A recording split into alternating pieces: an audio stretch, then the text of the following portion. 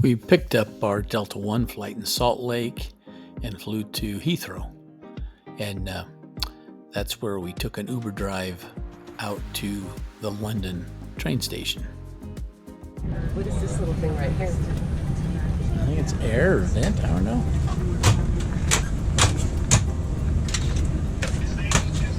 Oh no, it's a little light. Oh, it's a light. Little reading light. I have to admit, flying Delta One was nice, very nice. And we may not do that again, but who knows? We did pick up a flat tire on our Uber drive before we made it to the train station, but that was just a minor setback. We all survived.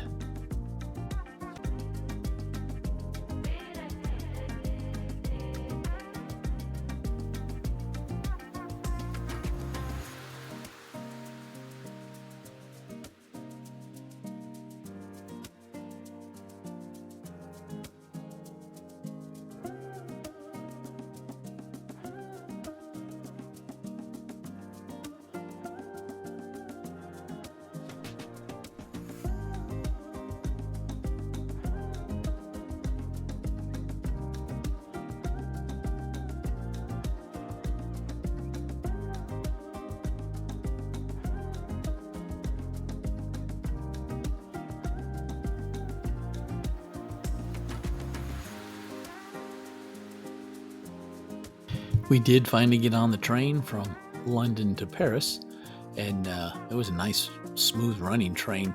Went under the English Channel, and had no problems at all. It was a fun drive. And we got to eat a really nice meal also. We did plan our dinner cruise a little tight by the time we got to Paris. Found an Uber and got to the Seine River to find our dinner cruise boat. We were almost out of time, and luckily the boat didn't take off without us, but it was a really nice meal. The next day, we met up with our tour guide. He was from Morocco, but he really knew Paris well and spoke the language awesome. We went all over Paris, a walking tour, and got to see a lot of historical sites, a lot of history, some parks. We even had a nice coffee, and then we went to a place a little bit later on, had a nice lunch, and then we cruised out and went to the Louvre, or Louvre, depending on how you want to pronounce it, museum. And it was a busy, busy day.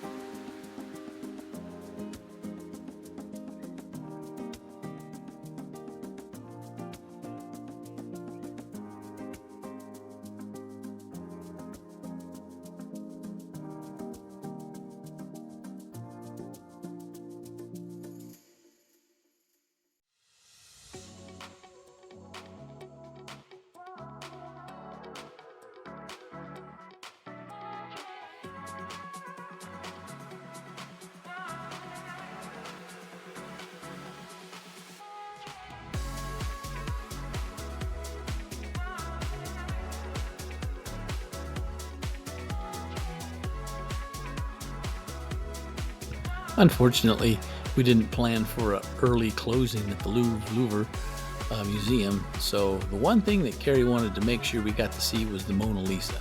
So we did actually see the Mona Lisa, and from a distance, but we did get to see it. We just did a quick 1.5 days in Paris because the next day we flew to, in my opinion, the heart of our European vacation was to go to Portugal. And the first place we flew into was Porto, to the northwest, and took a Uber drive out to our Verbo. We got a Verbo, and it was right on the Douro River. I mean, it was, I couldn't have asked for anything better. It just turned out awesome. Beautiful scenery day and night, and we stayed there for 3 days in Porto. Technically on this side of the river it's Castigaya, not Porto, but you know, the whole region right there for us tourists is just considered Porto.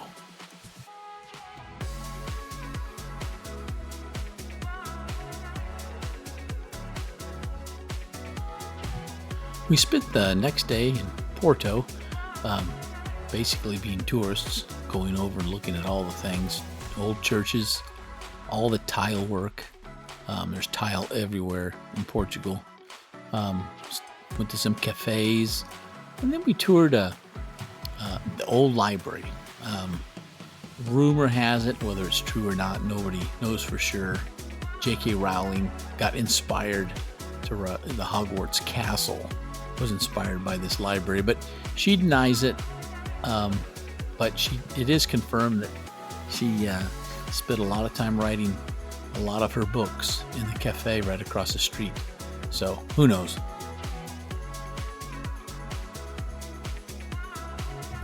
You can see from inside the library that some of the spiral staircases go in different directions in the shape of the building. You could see where inspiration may have inspired Hogwarts, but that's up to you.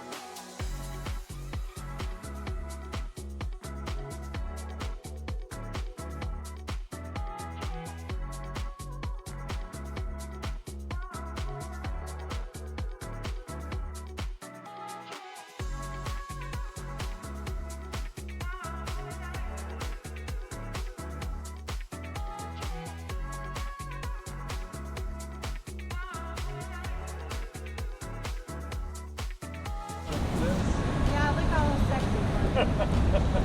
Very good. Fast alley, that guy's like.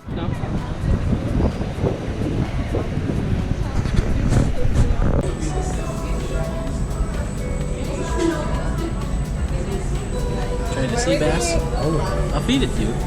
That's good. What do you think, Gary? It's very good. Did you go get your mother Kim? Yeah. With her birthday? I think he likes Yeah. it.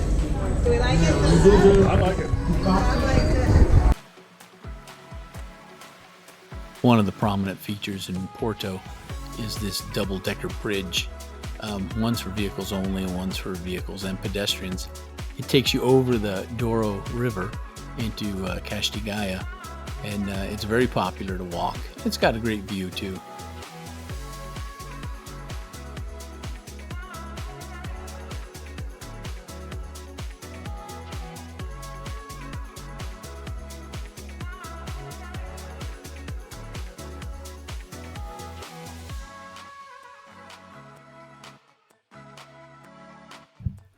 We definitely did some wine tasting in Porto, and we did a port tour. Went to 3 different wineries: a big one, a medium one, and a small one, and got to sample all their different kinds of port: a red port, a tawny port, and a white port.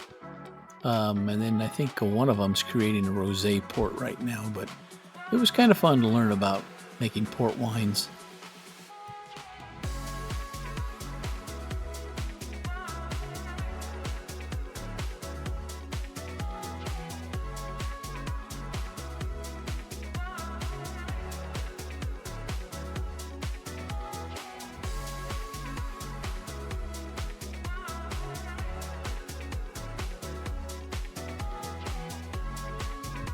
Lots of ups and downs on the streets of Porto.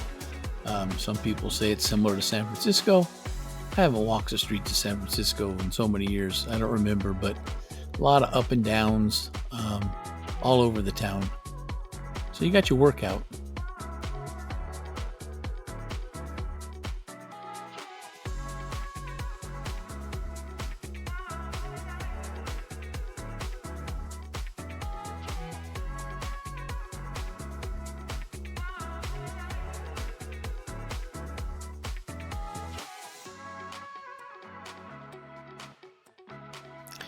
We definitely tried these little Portuguese tarts. Very tasty. They're called pastel de nata. And I had a few of them. And they're best like warm, a few minutes out of the oven. But I ate them cold also. They're very good.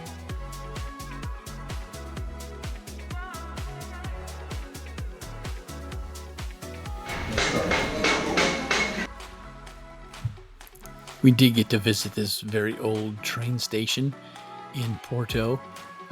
It's famous. There's a lot of blue tiles throughout this thing, blue and white tiles, making different sceneries. Interesting.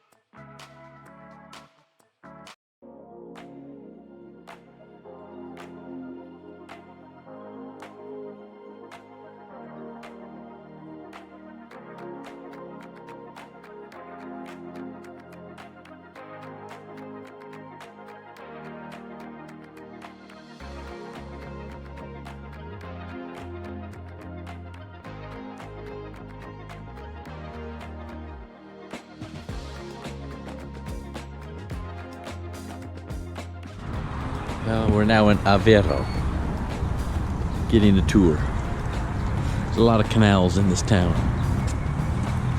Okay, let's get on our way.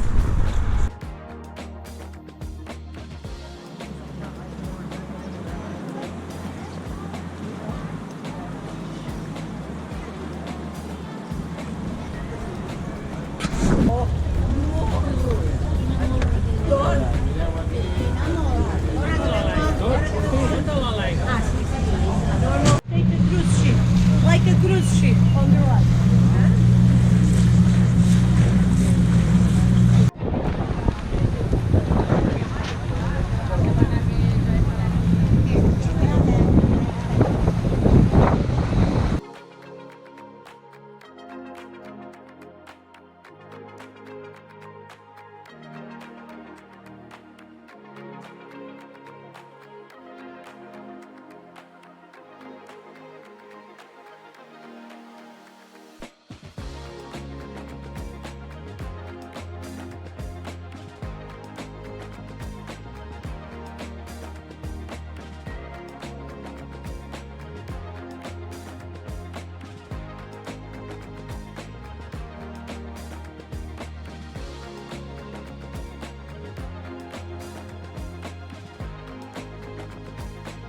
On our way to Cascais, we stopped by a town called Batala, and it was interesting. This place, it had a church called the Pantheon of King Duarte, and I guess construction began about 1434, and it lasted till about 1533.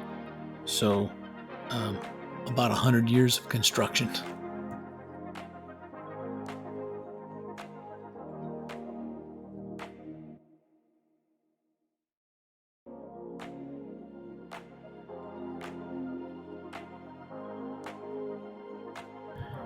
We made it to our hotel resort in Cascais, and beautiful place, overlooking swimming pools, and of course the Atlantic Ocean is out there too.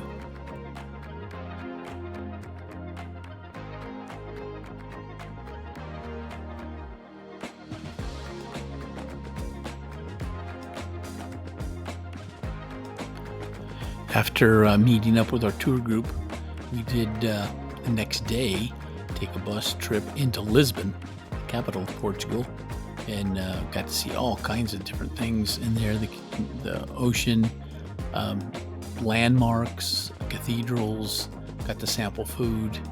It was a great day.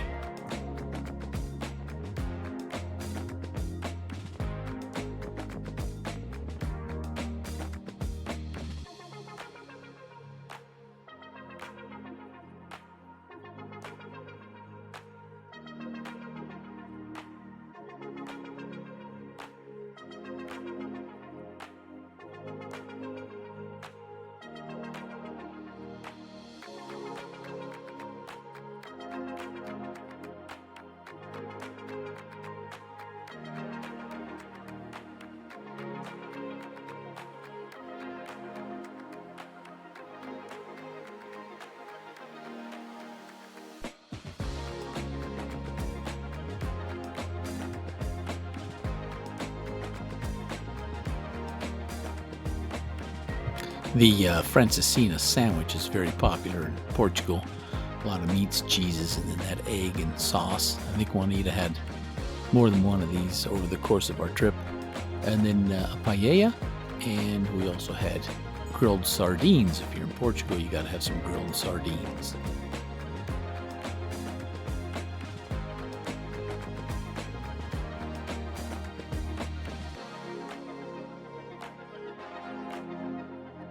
Let me get everybody here because it's noisy inside.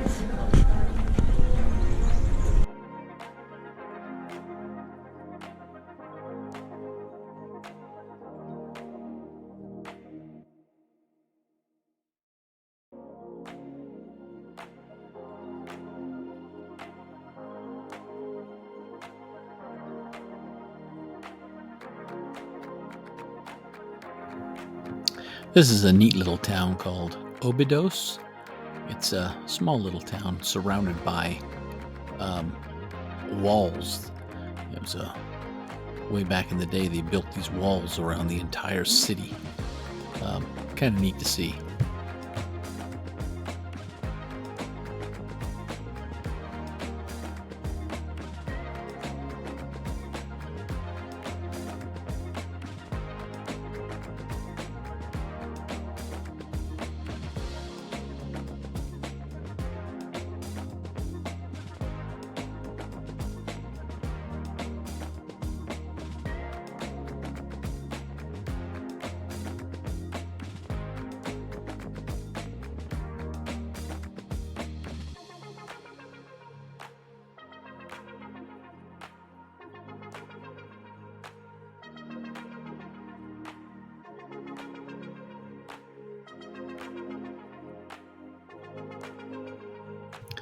We took a quick drive to another city. This one's called Sintra. This is the Royal Palace of Sintra. A lot of history goes on here with various kings. Alfonso I he conquered 7 important castles, fortifications from the hands of the Moors, always on top of hills.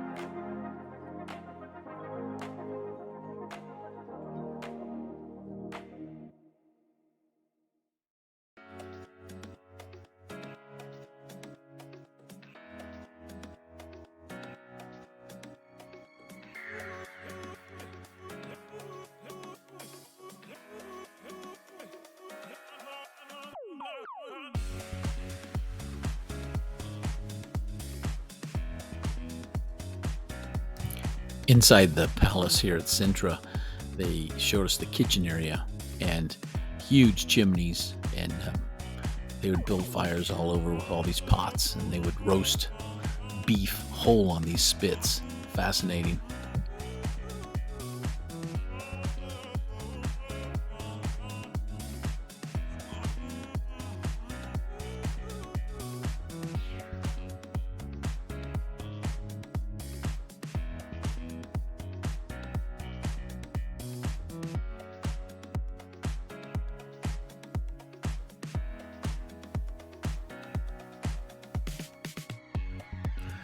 This is Cabo de Roca.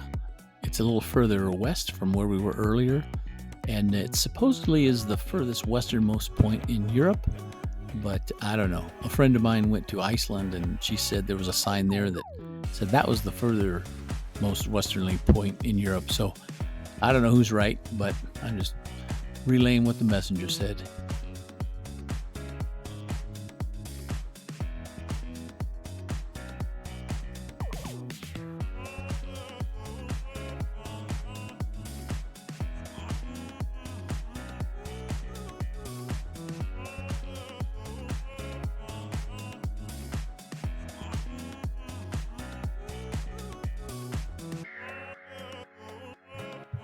After we packed up in Cascais and went to Evora.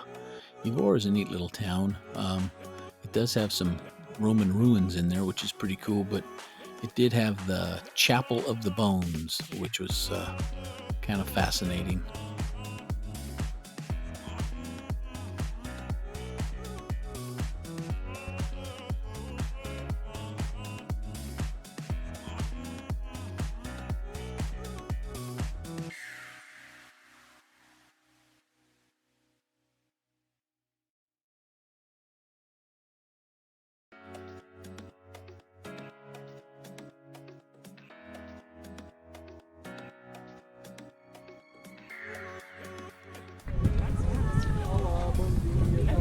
Well, right over there, not too far, is Spain. But we're not supposed to look that direction. So we'll come back this way. Sharish Gin Distillery. We're going to get a tour here any second.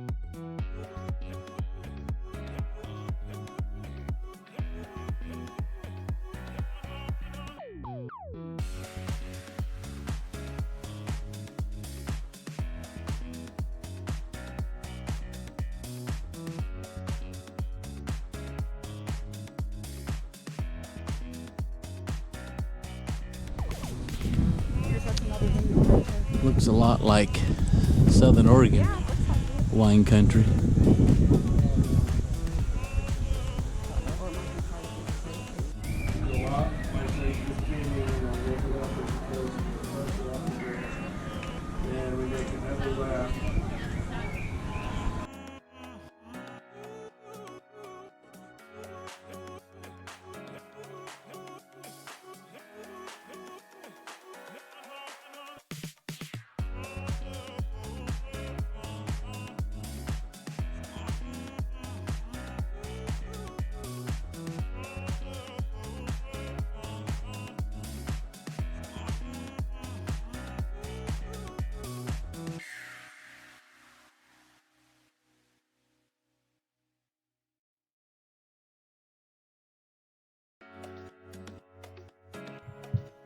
We made it to our resort in Lagos.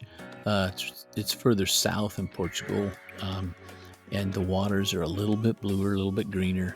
Really neat rock formations on the coastline. We did get to go on a neat sailboat ride. and then go explore some caves, which was a lot of fun, and eat some really good food. Again, the food here is awesome.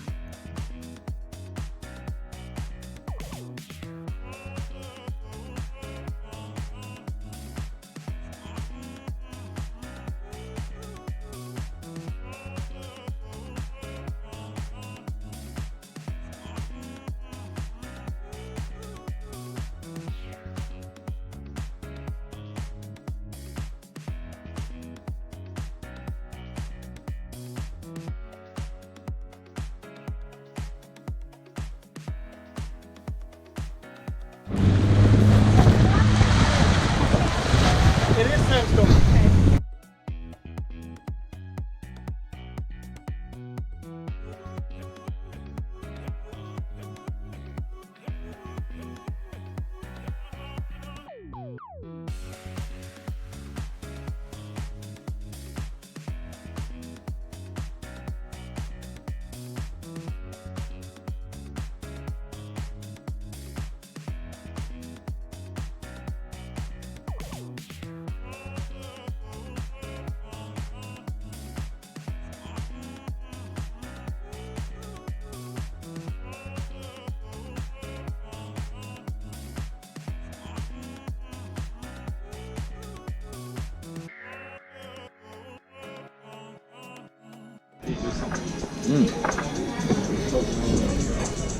Got a whole snapper here.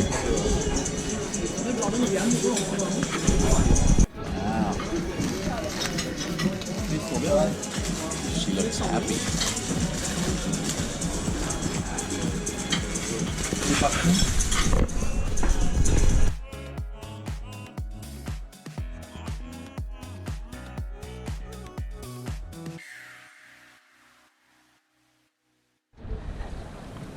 Our next stop was Faro, which is kind of a fun little place.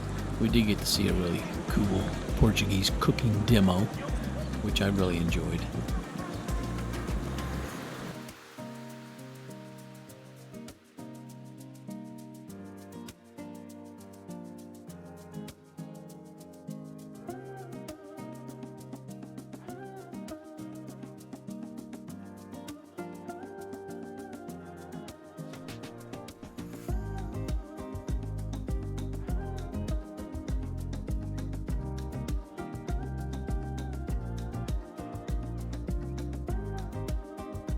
Like this. What I mean is very common. We go to another country and they have something that we don't have. And sometimes you think, oh, I don't have that, I cannot do it. You can. And here I'm going to tell you ways for you to do it if you don't have something. Okay? Now, I have here the green.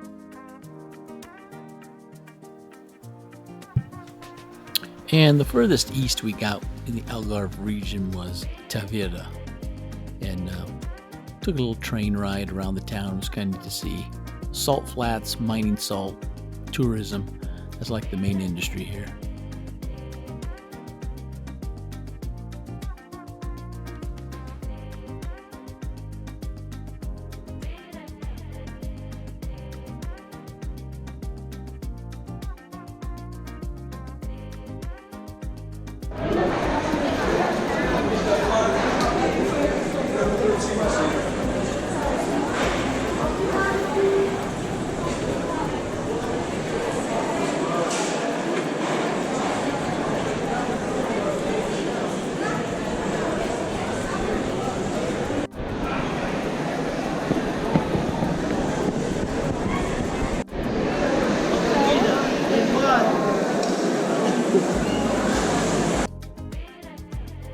Our last stops in Portugal were Setúbal, which had a really big fish market, and we got to eat cuttlefish and chips, which was kind of neat. Cuttlefish is like, a great big calamari. I really enjoyed it. And then we went to Azeitão, and I think that's how you pronounce it.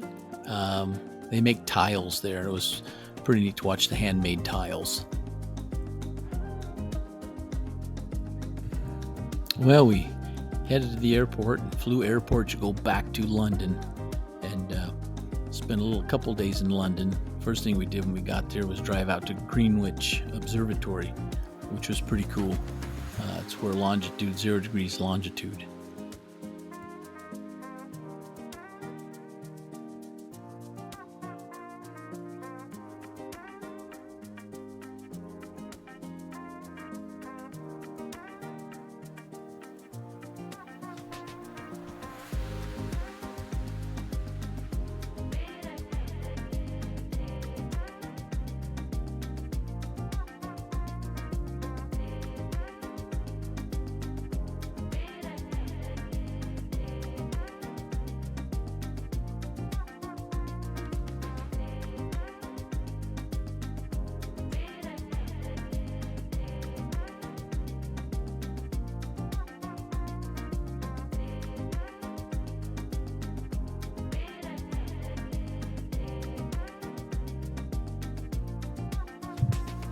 Well, our last days to be tourists in London, we had a very busy day. We got to go to the British Museum, which was pretty cool. We didn't allow enough time. That place is fascinating. You could spend a couple days there, no problem. Then we snuck in a high tea, got to experience some sandwiches and some desserts. And then we took a double-decker London bus ride throughout the town. Got to see all the sights from the bus in London.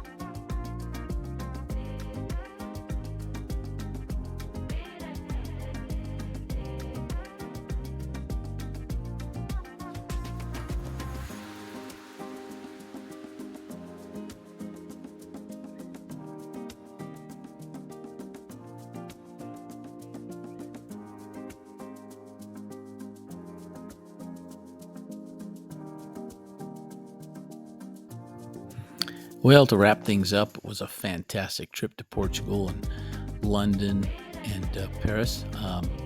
Portugal, to me, was on my bucket list, and I'm sure glad we got it done. It was good to spend time with Bob and Juanita and my wife, Carrie. It was a great trip, and hopefully someday we can explore some more over there in that part of the world.